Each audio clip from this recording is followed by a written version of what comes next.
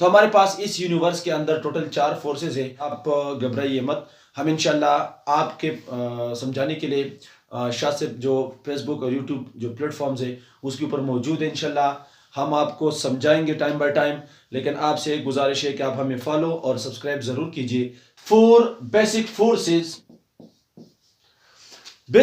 Students हमारे पास 4 है। ठीक है, हम लिख सकते हैं कि हमारे पास जो बुनियादी फोर्सेस है इस कायनात के अंदर, अल्लाह ताला ने इस कायनात को मैटर से बनाया और ये फोर्सेस मैटर से रिलेटेड है।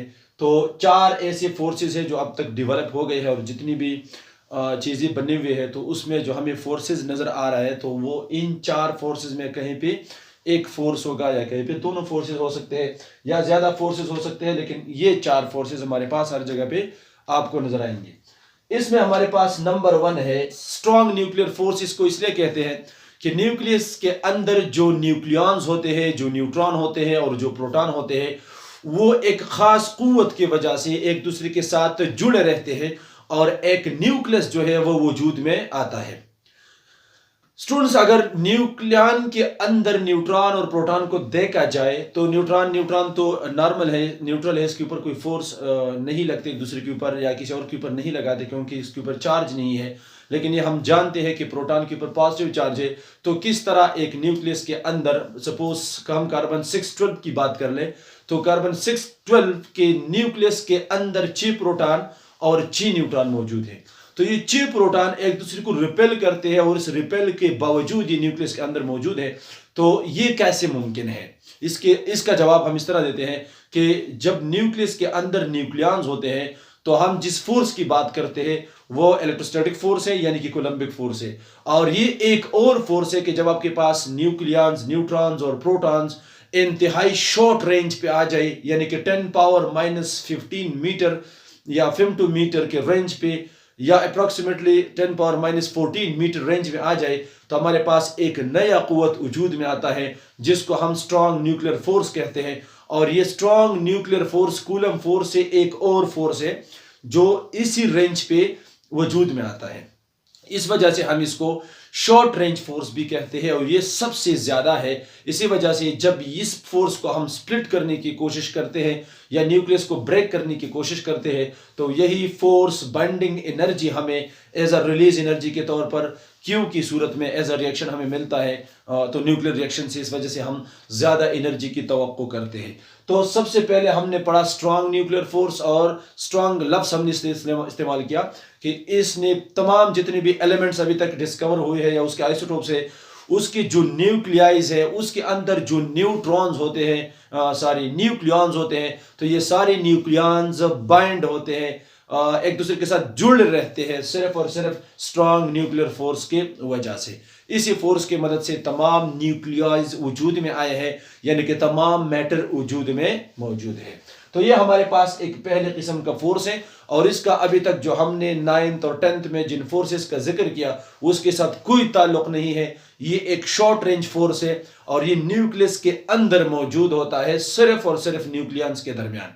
और इस एनर्जी से जब न्यूक्लियर रिएक्शन होता है तो इसी स्ट्रॉन्ग न्यूक्लियर फोर्स की वजह से और फोर्स का एनर्जी के साथ एक ताल्लुक है, तो हमें बहुत ज़्यादा एनर्जी भी न्यूक्लियर रिएक्शन की रिजल्ट में मिलता है।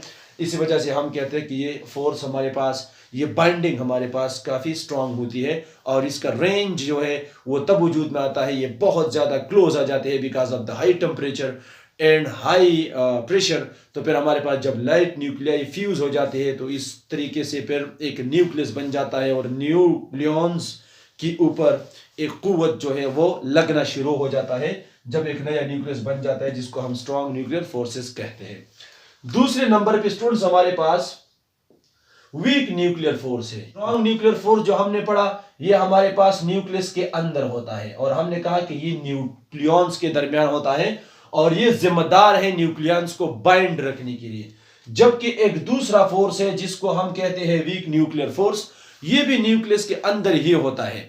ठीक है, ये भी न्यूक्लियस के अंदर होता है लेकिन ये रिस्पॉन्सिबल है फिजन प्रोसेस के लिए कि जब न्यूक्लियॉन्स एक दूसरे के साथ अट्रैक्टेड है तो एक स्ट्रॉन्ग न्यूक्लियर फोर्स की वजह से एक दूसरे को अट्रैक्ट करते हैं, लेकिन इसके अंदर एक और फोर्स भी है जिसकी वजह से ये एक दूसरे को ब्रेकअप करते हैं, कोशिश करते हैं कि न्यूक्लियन जो है वो ब्रेकअप हो जाए, न्यूक्लियस ब्रेकअप हो जाए, ये स्प्लिट हो जाए। लेकिन जो न्यूक्लियस ऐसा नहीं करते तो उससे स्ट्रॉन्ग न्यूक्लियर फोर्स उस पर ज्यादा हावी होता है और वीक न्यूक्लियर फोर्स कम होता है। तो इस वजह से हमें वीक न्यूक्लियर फोर्स नजर नहीं आता। लेकिन जब आपके पास स्टूडेंट्स न्यूक्लियस के अंदर बाज न्यूक्लियाई के लिए जिसका मास नंबर बहुत ज्यादा हो जाता है, ज्यादा न्यूक्लियॉन्स उसके न्यूक्लियस के अंदर होते हैं, तो फिर वो ज्यादातर अनस्टेबिलिटी या इनस्टेबिलिटी की तरफ चले जाते हैं।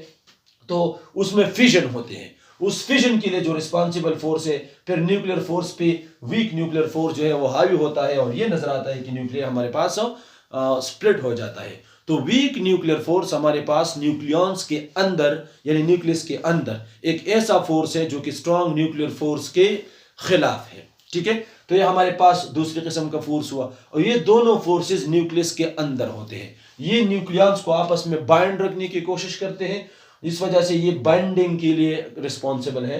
जबकि वीक न्यूक्लियर फोर्स न्यूक्लियॉन्स के अंदर होते हैं और ये स्प्लिटिंग के लिए, इस वजह से हम कहते हैं कि ये फिजन के लिए रिस्पॉन्सिबल है। तो जहां पे भी जो फोर्स ज्यादा होता है वो हमें नजर आता है।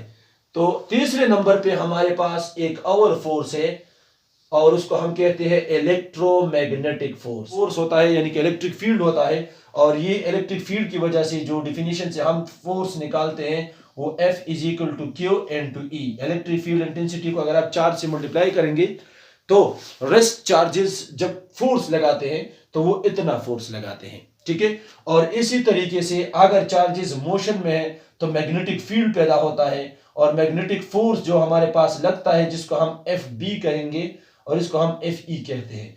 तो हमारे पास होगा अगर एक चार्ज के ऊपर लगता है तो Q into V cross B, यानी ये फोर्स जो होगा वो वेलोसिटी और मैग्नेटिक फील्ड को परपेंडिकुलर होगा।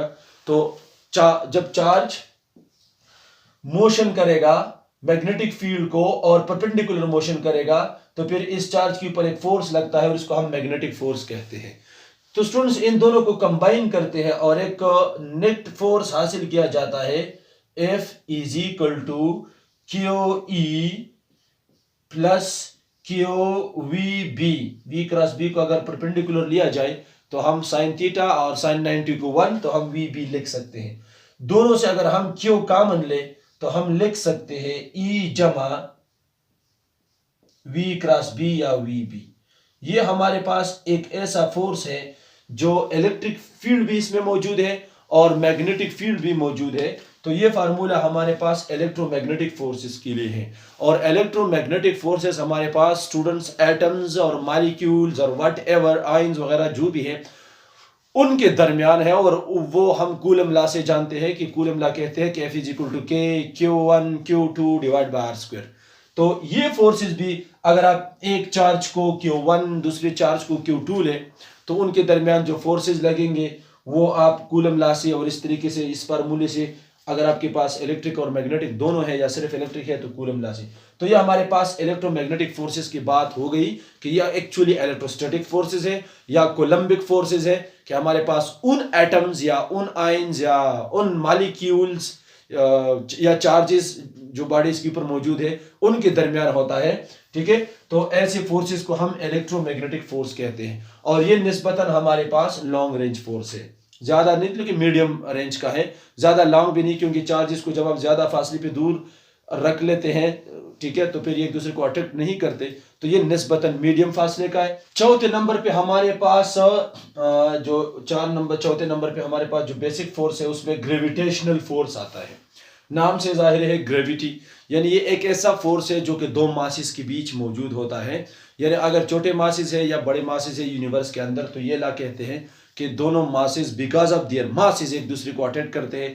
इस वजह से ये फोर्स हमारे पास छोटे लेवल पे नजर नहीं आता कि जब आप क्लास में बैठे हैं स्टूडेंट्स एक दूसरे को अट्रैक्ट क्यों नहीं करते, या ये बिल्डिंग इन स्टूडेंट्स को अट्रैक्ट क्यों नहीं करते, या इन बिल्डिंग्स एक दूसरे को ऊपर फोर्स क्यों नहीं लगाते। तो इसका जवाब यह है कि ये मासेस कम है इनके प्रोडक्ट को, जिस तरह हम ग्रेविटेशनल लॉ में पढ़ते हैं, और जब इनके प्रोडक्ट के हिसाब से ग्रेविटेशनल फोर्स मास के प्रोडक्ट के हिसाब से कैलकुलेट किया जाए तो 10 पावर माइनस बहुत ज़्यादा माइन्यूट होता है। इस वजह से ये हमें नज़र नहीं आता। तो इसके लिए अगर आप इसका प्रैक्टिकल देखना चाहते हैं ग्रेविटेशनल फोर्स कहाँ पे है, तो जितनी भी सैटेलाइट्स जो अर्थ के इर्द गिर्द रिवॉल्व कर रहे हैं, या कोई नेचुरल सैटेलाइट्स है ज़मीन के इर्द गिर्द जो मून है, या सन के इर्द गिर्द जितने प्लैनेट्स वगैरह रिवॉल्व कर रहे हैं, तो उन तमाम के लिए रिस्पॉन्सिबल ग्रेविटेशनल फोर्स है। ठीक है स्टूडेंट्स, तो ये चौथा फोर्स है और ये हमारे पास लॉन्ग रेंज फोर्स है, और इसका भी कूलम लॉ के मुताबिक 1/r² से उसका इनवर्स r² से रिलेशन है। और ये हमारे पास स्ट्रॉन्ग न्यूक्लियर फोर्स से 10 की ताकत -38 गुना इतना कम है, और इलेक्ट्रोमैग्नेटिक फोर्स हमारे पास उससे 100 गुना कम है स्ट्रॉन्ग न्यूक्लियर फोर्स से, या 10⁻² टाइम्स कम है। और इस तरह वीक न्यूक्लियर फोर्स जो है, जो न्यूक्लियस के अंदर शॉर्ट रेंज फोर्स है, इस तरह को हमने ऑलरेडी डिस्कस किया, ये स्ट्रॉन्ग न्यूक्लियर फोर्स से 10⁻⁹ टाइम्स कम है। ठीक है स्टूडेंट्स, तो इसमें हमने कहा कि स्ट्रॉन्ग न्यूक्लियर फोर्स और वीक न्यूक्लियर फोर्स दोनों शॉर्ट रेंज फोर्सेस है, इलेक्ट्रोमैग्नेटिक निस्बतन मीडियम रेंज फोर्स है, और ग्रेविटेशनल फोर्स हमारे पास लॉन्ग रेंज फोर्स है। स्टूडेंट्स, जब फोर्स लगता है, एक बॉडी दूसरे के ऊपर फोर्स लगाते हैं, उसमें हमने कहा था कि हमारे पास दो किस्म के फोर्सेस हैं, कॉन्टैक्ट फोर्सेस और नॉन कॉन्टैक्ट फोर्सेस। तो अगर यहाँ पर देखा जाए, अगर एक स्ट्रॉन्ग न्यूक्लियर फोर्स है, या वीक न्यूक्लियर फोर्स है, या इलेक्ट्रोमैग्नेटिक है, या ग्रेविटेशनल है, ये सारे नॉन कॉन्टैक्ट फोर्सेस हैं। तो इस तरीके से जब नॉन कॉन्टैक्ट फोर्सेस है, तो ये किस तरह एक दूसरे के ऊपर लगाते हैं, फोर्सेस लगाते हैं एक बॉडी दूसरे के ऊपर, तो उसके लिए हम कहते हैं कि ये बॉडीज, एक बॉडी का जो फील्ड होता है वो दूसरे पार्टिकल के फील्ड के साथ इंटरेक्ट करते हैं, और इस वजह से वो एक दूसरे के ऊपर फोर्सेस लगाते हैं। तो फिर पार्टिकल फिजिक्स में हम ये भी कहते हैं कि जब फील्ड्स दूसरी फील्ड के साथ इंटरेक्शन करते हैं, तो ये कुछ पार्टिकल्स का या कुछ चीजें हैं जिसका एक दूसरे के साथ तबादला करते हैं, और इस वजह से एक दूसरे के ऊपर फोर्सेस लगाते हैं। तो फिर यहाँ पे हम स्टूडेंट्स कहते हैं कि हमारे पास स्ट्रॉन्ग न्यूक्लियर फोर्स जो है, अगर ये लगते हैं पार्टिकल्स के ऊपर, या मतलब न्यूक्लियॉन्स के ऊपर, न्यूक्लियॉन्स के ऊपर लगते हैं, तो स्ट्रॉन्ग न्यूक्लियर फोर्स के लिए रिस्पॉन्सिबल है, जिस तरीके से एक पार्टिकल एक न्यूक्लियॉन दूसरे के ऊपर फोर्स लगाते हैं, तो इसके लिए रिस्पॉन्सिबल ग्लोवान्स है। ठीक है स्टूडेंट्स, ये ग्लोवान्स के थ्रू फोर्स का इंट्रैक्शन करते हैं, एक दूसरे के साथ तबादला करते हैं, इस वजह से न्यूक्लियस बॉन्डेड हालत में रहते हैं।